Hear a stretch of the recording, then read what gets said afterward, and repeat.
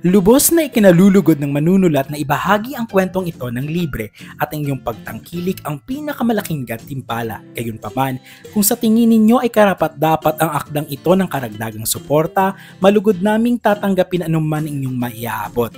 Maaari po inyong gamitin ang QR code o ang bank account details na makikita ninyo sa inyong screen. Anumang halaga ay makatutulong upang patuloy na makalikha ng mga bagong kwento. Para sa mga katanungan o iba pang concerns, maaari po kayong mag-email sa address na nakalagay din sa inyong screen. Tandaan po na hindi ito sa pilitan kundi isang voluntaryong pagsuporta lamang. Maraming salamat po. Kung na-enjoy nyo ang mga kwento sa channel na ito, i-click mo na yung subscribe button sa baba. At para sure na hindi ka maiwan, i-on na rin yung notification bell para ikaw ang unang makakita ng bagong upload namin. Ang nilalaman ng akdang ito ay buong-buong katang-isip lamang. Lahat ng pangalan ng tauhan, mga lugar at pangyayaring inilarawan ay mula sa malikhaing imahinasyon ng manunulat. Kung mayroong mang pagkakahawig sa pangalan ng tao, lugar o insidente sa tunay na buhay man o yumao, ito ay hindi intentional at isa lamang purong nagkataon. Mabilis na gumawa ng enerhiyang espada si Haring Tigmaya at lumapit ito kay Dr. Al. Lumuluha pa rin ang mga mata ni Tigmaya ngunit determinado. Si Haring Madaragit naman ay nagmamakaawang itigil ang aksyon. Nakahandusay siya sa lupa, ubos ang lahat niyang lakas ngunit hindi na niya ininda ang sakit ng kanyang katawan. Tigmaya, hindi, pakiusap, huwag mo siyang paslangin. Sigaw ni Madaragit. Ang kanyang tinig ay nanginginig sa sakit. Kahit hindi siya kayang mahalin ni Dr. Al tulad ng pagmamahal niya rito, masyado pa ring malaki ang pagmamahal niya sa doktor. Ngunit wala na siyang magawa at nakahandusay lang siya. Wala nang lakas ang natitira sa hari ng mga orko. Si Dr. Al naman ay kahit nahihirapan ay binuka ang sarili at iniharap ang kanyang dibdib na tila hinihiling na sa puso siya patamaan. Ang natitirang kaunting liwanag ay kumikislap pa rin sa kanyang tiyan. Handa na ako, mahal kong Tigmaya. Tandaan mo, ang puso ko ay pagmamay-ari mo kaya may karapatan kang wasakin ito ngayon, ang huling habiling ni Dr. Al.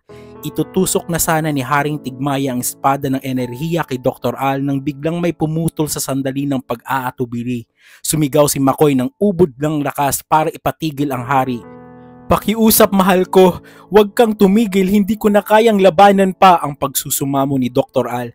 Nagsalita ulit si Makoy, ang kanyang tinig ay may matinding determinasyon.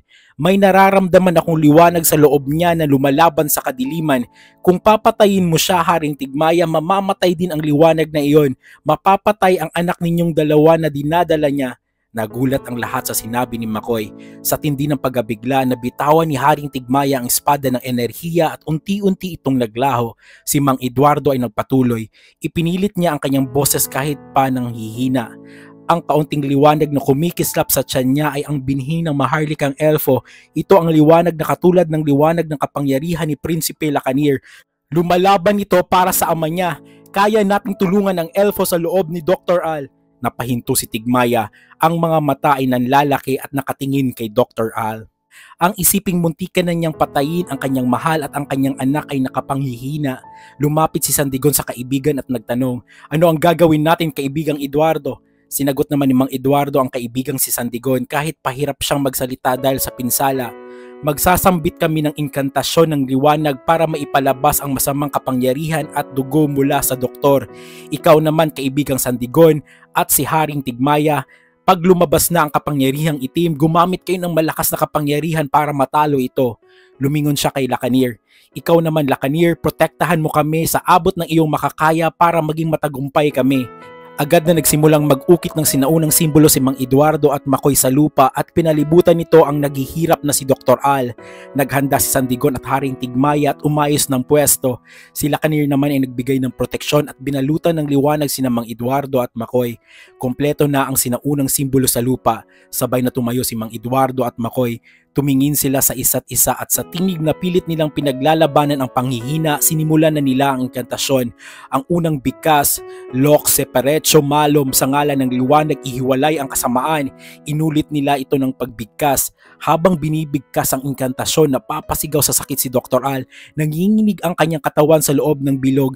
Ang simbolo ay masyadong nagliwanag, matalim at naglilinis ang sinag. Sa tiyan ni Dr. Al, ang kaunting liwanag ay lumiwanag din ng lubusan. Ang buo niyang katawan ay napapalibutan ng maputing liwanag.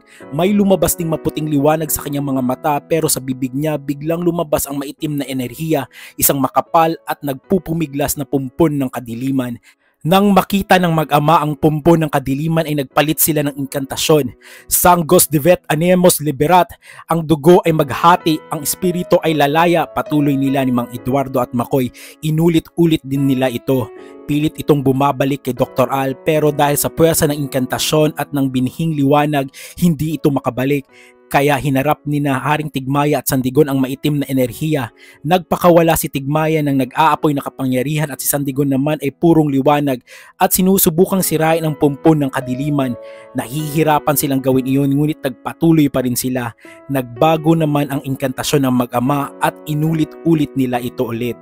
Pura anima maleficum ejecta, linisin ang hininga, tanggalin ang sumpa.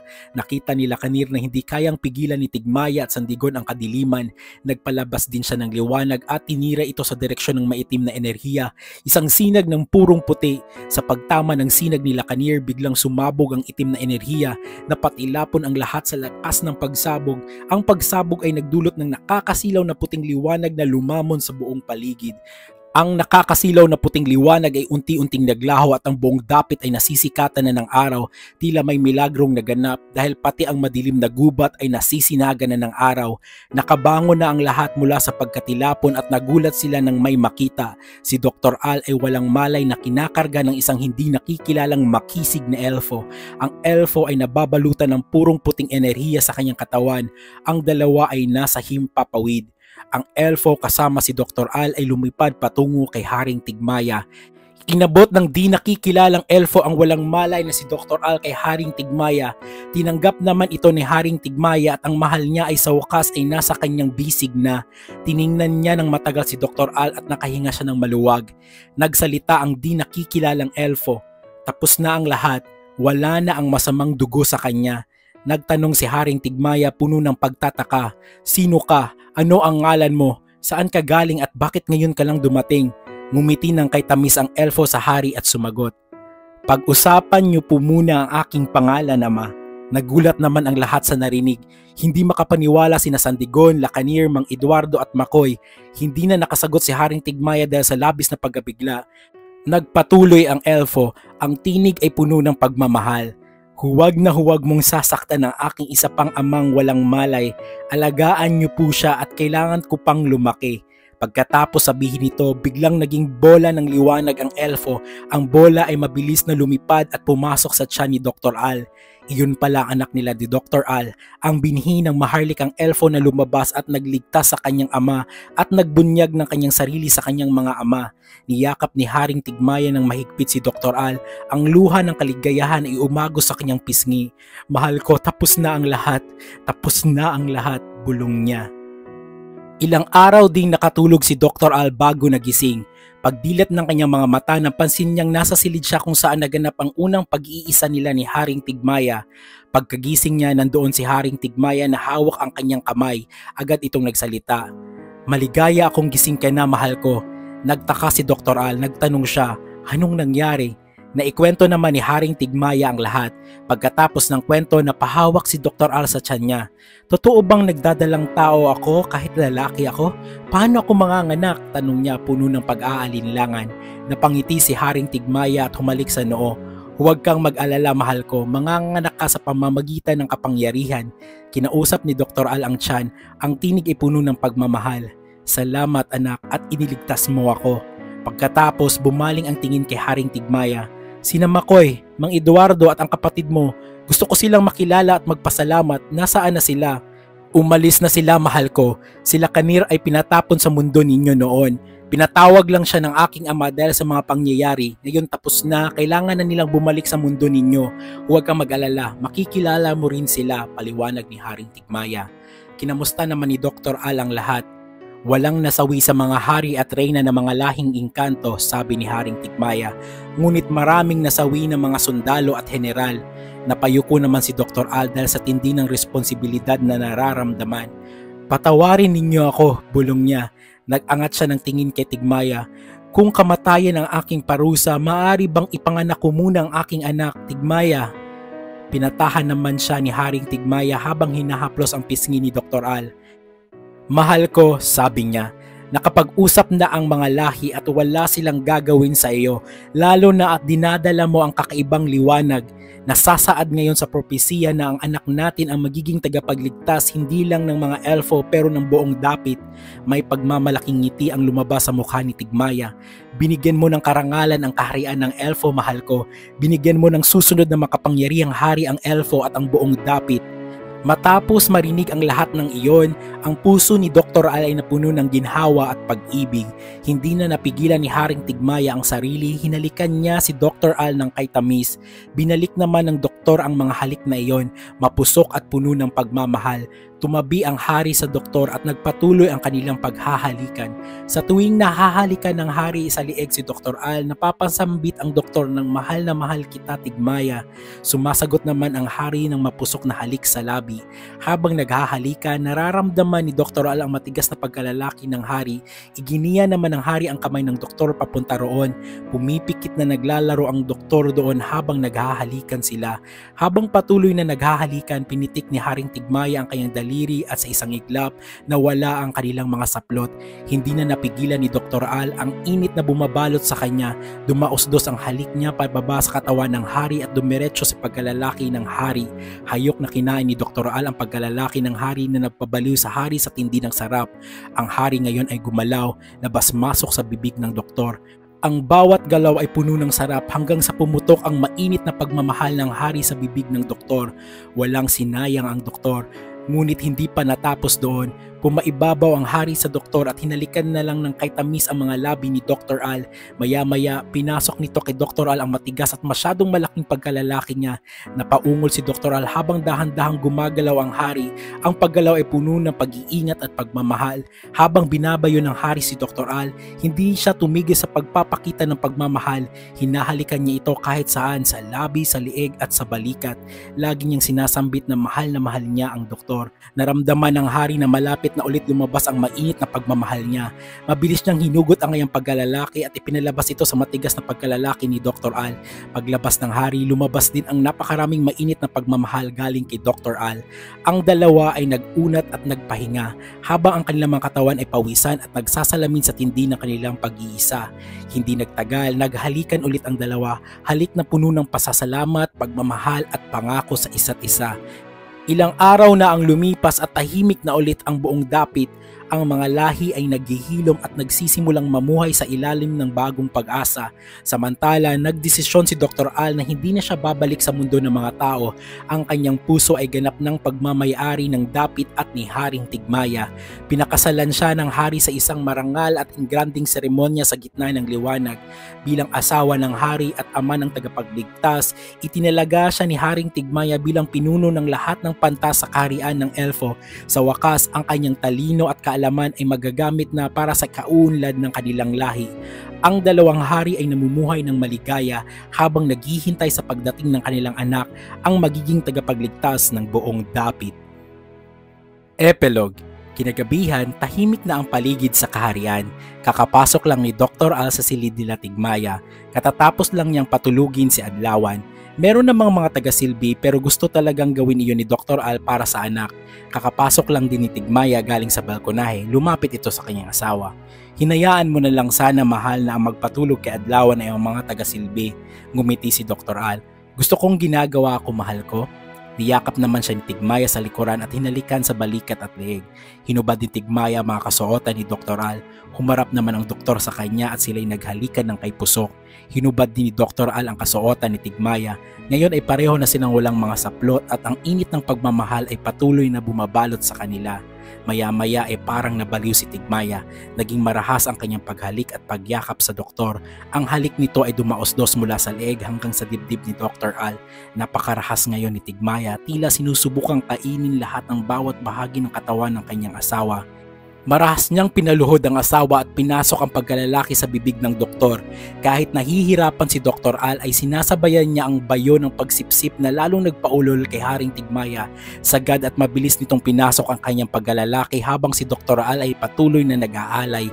Maya-maya ay binuhat ni Tigmaya ang asawa at hinalikan ng kay Pusok. Napaungol si Dr. Al sa halik. Pinatuwad niya ang asawa at marahas na pinasukan at walang tigil na pagbayo ang ginawa. Napasigaw si Dr. Al sa sensasyon at sakit pero nangibabaw ang sarap at sinabayan niya ang bawat pagbayo ni Tigmaya. Maya-maya napakilo si Dr. Al kahit hindi sinasabi ni Tigmaya, lumuhod ulit ito at kinain ang pagkalalaki nito. Nagsimula si Dr. Al sa isang marahan at mapanuksong pagsipsip. Tinitiyak na ang bawat bahagi ay dinadama ng kanyang dila. Ang pagkalalaki ng hari ay tila may sariling buhay at pilit na sumasayad sa pinakamalalim na bahagi ng lalamunan ni Dr. Al. Ang kanyang mga mata ay nakapikit, tumututok sa sensasyon at sa init na inaalay niya sa hari. Pagkatapos binilisan niya ang galaw. Ginagawa itong tuloy-tuloy at matindi. Ang tunog ng kanilang mga katawan, ang paghila at pagdikit ay tanging maririnig sa silid. Ang dalawang kamay ni Dr. Al ay nagsilbing gabay kay Tigmaya, hinawakan ang balakang nito, tinutulak at sinasabayan ang mabilis na ritmo ng hari. Ang bawat pagbalik ay tila isang matinding pangako at ang bawat mabilis na pagsipsip ay isang mapusok na deklarasyon ng pag-ibig. Nanginginig ang buong katawan ni Haring Tigmaya sa tindi ng sarap. Ang kanyang mga ugat ay tumatambok at ang paghinga niya ay naging ungol dahil sa labis na pagnanasa. Napapapikit siya ng mariin, napapaupo na lang dahil sa sobrang sarap na inilulunod sa kanya ni Dr. Al. Ang kanyang mga kamay ay nanggigigil sa buhok ng doktor pero puno ng pag-iingat, tinitiyak na ang kanyang asawa ay ligtas at komportable sa marahas na pag-aalay. Ang mainit at mabilis na hininga ni Dr. Al ay nagpabaliw sa hari na halos sumambit na ng pangalan niya sa tindi ng nararamdaman. Nang hindi na makapagpigil si Tigmaya, gumalaw naman siya. Mabilis siyang pumaibabaw kay Dr. Al at hinalikan ito ng napakalalim. Ang mga labi niya ay marahas na nagnakaw ng hininga mula sa doktor, tila nauuhaw sa pagmamahal nito. Walang pag-alinlangan, pinasukan niya si Dr. Al. Ang pagkalalaki ay pumasok ng sagad at mabilis na nagdulot ng matinis na ungol mula sa doktor. Agad na sinimulan ni Tigmaya ang pagbayo, mapusok, mabilis at walang tigil. Ang kamao niya ay mahigpit na nakahawak sa unan sa gilid ni Dr. Al habang ang bawat pagbayo ay sinisiguro niyang ramdam ng doktor ang tindi ng kanyang pagnanasa. Si Dr. Al naman ay lubusan ng nalunod sa sarap. Iginapos niya ang mga binti kay Tigmaya, isinisigaw ang pangalan nito sa tindi ng bawat pagbayo. Ang bawat paghataw ay nagdadala sa kanila ng mas mataas na rurok. Ang kanilang mga katawan ay nagkiskisan at nagbabanggaan sa ritmo ng kanilang matinding pag-iibigan habang ang silid ay napuno ng kanilang mainit na pag-uungol at mga matatamis na sambit ng pagmamahal. Biglang hinugot ni Tigmaya ang pagkalalaki mula kay Dr. Al. Ang init ng pagmamahal ni Tigmaya ay agad na pinalitan ng panggigigil at hayok na pagnanasa. Sinubukan niyang lamutakin ang butas ni Dr. Al gamit ang kanyang kamay. Ang mga daliri niya ay marahas na naglalaro at pumasok. Napahiyaw ng malakas si Dr. Al sa biglang aksyon at sa tindi ng sensasyon. Ang mga mata niya ay nanlalaki ngunit ang kanyang hininga ay naging mabilis at mababaw dahil sa labis na nararamdaman. Ang mukha ni Tigmaya ay seryoso at punong-puno ng kahayukan. Nakatingin sa kanyang ginagawa, tila nais lunukin ang buong katawan ng kanyang asawa. Hindi siya tumigil, pinasok niya ang higit pang daliri. Nilalapastangan ang butas ng doktor sa tindi ng pag-ibig. Biglang inilapit ni Tigmaya ang kanyang mukha sa ibabang bahagi ni Dr. Al. Kakainin niya ang butas ng kanyang asawa. Nagsimula si Tigmaya sa daan-dahang pagdila sa paligid, ginagawang marahan ang pag-aalay bago ito biglain. Ang kanyang dila ay pumasok ng malalim, ginalugad ang bawat parte. Ang sarap na nararamdaman ni Dr. Al ay halos hindi na makaya. Ang kanyang mga binti ay nangangatog at nanginginig habang ang kanyang likod ay umaangat at bumabagsak sa kama. Hindi niya mapigilan ang malalakas na ungol at paghinga. Naging mas mabilis si Tigmaya, sinasabayan ng mas masiding pagsipsip at pagdila ang ritmo ng butas, tila uhaw na uhaw sa kanyang asawa. Ang kanyang kamay ay nakahawak sa pagkalalaki ni Dr. Al at sabay nitong nilalaro habang ang butas ay kanyang sinasamba. Ang kanyang mga mata mata ay nakapikit habang inilulubog ang sarili sa matinding sarap at sinasambit ni Dr. Al ang pangalan ng hari ng paulit-ulit. Biglang huminto si Tigmaya sa pag-aalay sa ibaba. Tumingin siya kay Dr. Al, ang mga mata ay puno ng pagnanasa at matinding paggalang. Sa unang pagkakataon, dinilaan ni Tigmaya ang pagkalalaki ni Dr. Al. Sinimulan niya ito ng marahan, tinikman ang bawat hibla at ugat, hinalikan niya ang dulo ng kainga, tila isang marangal na pag-aalay ng kanyang pagnanasa. Ang tindig at galaw ni Tigmaya ay tila nagpakita na sinasamba niya ang pagkalalaki ng kanyang asawa. Napabuntong hininga ng malalim si Dr. Al at napaatras ang ulo sa unan. Ang tindi ng pagmamahal na ipinapakita ni Tigmaya ay labis na nakababaliw sa kanya. Gumamit si Tigmaya ng dila at labi ng sabay, hinihigop at sinisipsip ang pagkalalaki ng doktor. Ang kanyang mga kamay ay nakahawak sa hita ni Dr. Al. Inaangat ang binti nito upang mas magkaroon ng malalim at masinsinang pagsipsip. Ang tunog ng kanilang pag-iibigan ay umalingaw-ngaw sa buong silid na lalong nagpaapoy sa kanilang pagnanasa. Ang bawat galaw ni Tigmaya ay nagdadala kay Dr. Al sa rurok, tila naghihingalo na siya sa sarap. Di na nakayanan ng doktor, sa tindi ng sensasyon, bumulwak sa bibig ng hari ang kanyang katas ng pagmamahal. Napahinto ang hari at bahagyang ngumiti, nagsabing, "Mahal, di mo man lang sinabi na lalabas na." Ngunit hindi na pinasagot si Dr. Al. Dahil sa init at sarap, kinain ulit ng hari ang pagkalalaki ng doktor. Ginagawa itong mas marahas at mas mabilis kaysa kanina. Ngayon ay lalong nanginginig si Dr. Al. Matapos ang lahat, bumagsak si Tigmaya sa tabi ni Dr. Al. Ang kanilang mga katawan ay pagod ngunit puno ng kasiyahan. Niyakap ni Dr. Al ang hari ng mahigpit. "Mahal na mahal kita, Tigmaya," bulong niya. Sumagot naman si Tigmaya habang nakangiti, "Mahal na mahal din kita, pero mahal, una at huli na yung pagkain ko sa iyo, ha." Nagtawanan silang dalawa sa sinabi ng hari. Muli silang nagyakapan at silang dalawa ay tinatangay na matinding kapayapaan sa kanilang silid habang natatanaw ang bagong umaga.